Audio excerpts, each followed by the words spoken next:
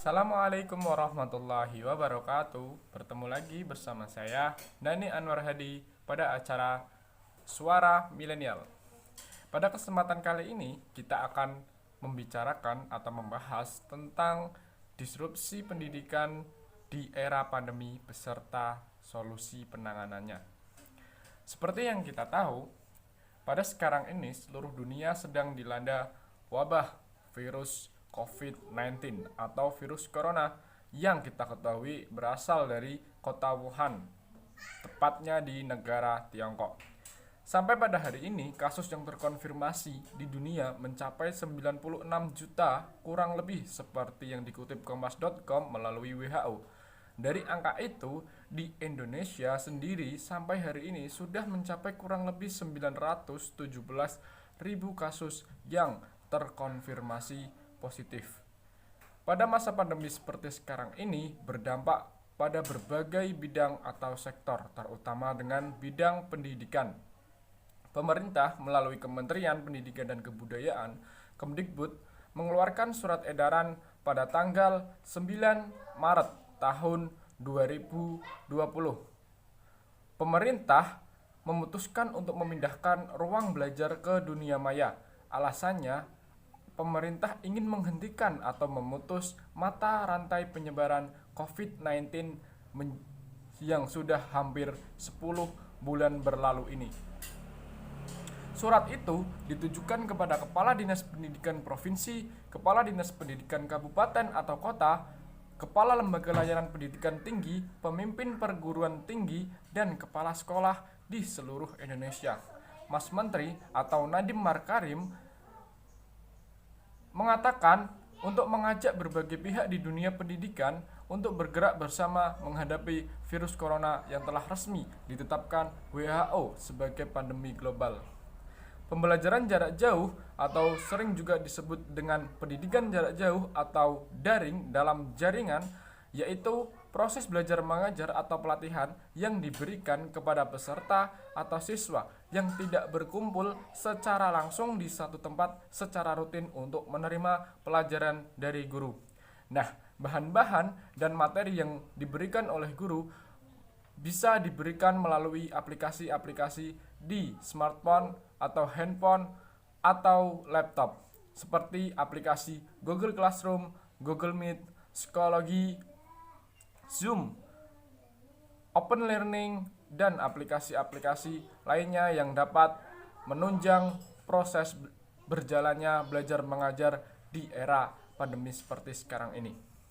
Nah, PJJ ini secara umum memiliki kelebihan dan kekurangannya masing-masing.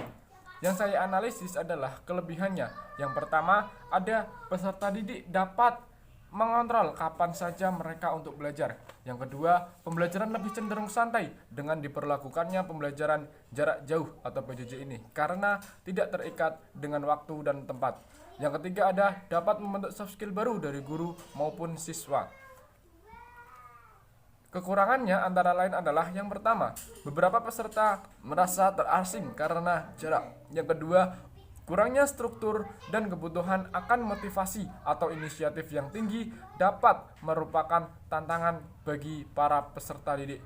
Yang ketiga adalah pembelajaran juga jadi tergantung koneksi internet yang terkadang menyulitkan.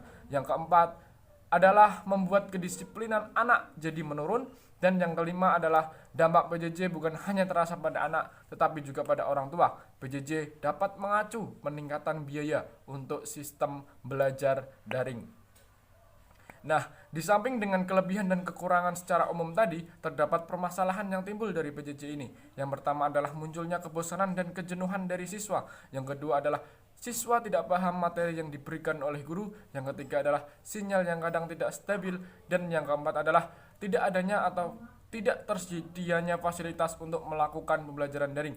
Nah, permasalahan yang muncul yang keempat ini adalah khusus untuk keluarga peserta didik dari kalangan menengah ke bawah. Dan permasalahan yang kelima adalah pemerintah seolah-olah hanya memandang pada sektor pendidikanlah yang menyebabkan klaster baru bagi kasus positif COVID. Nyatanya, masih banyak kerumunan yang terjadi pada akhir bulan 2020 kemarin.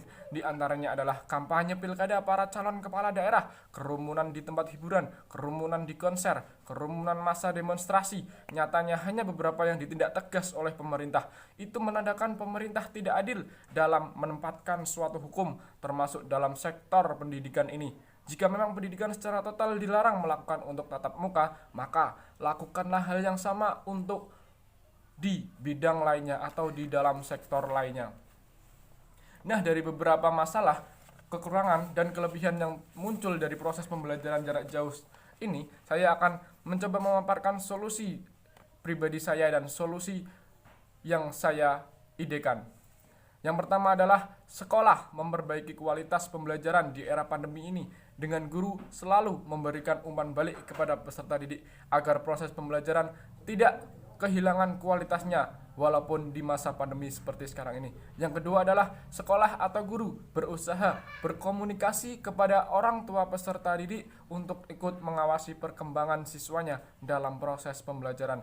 Yang ketiga adalah guru bisa sesekali melakukan pertemuan pembelajaran tatap muka dalam 1 minggunya dengan konsep pembagian jam pertemuan dengan tetap menggunakan protokol kesehatan.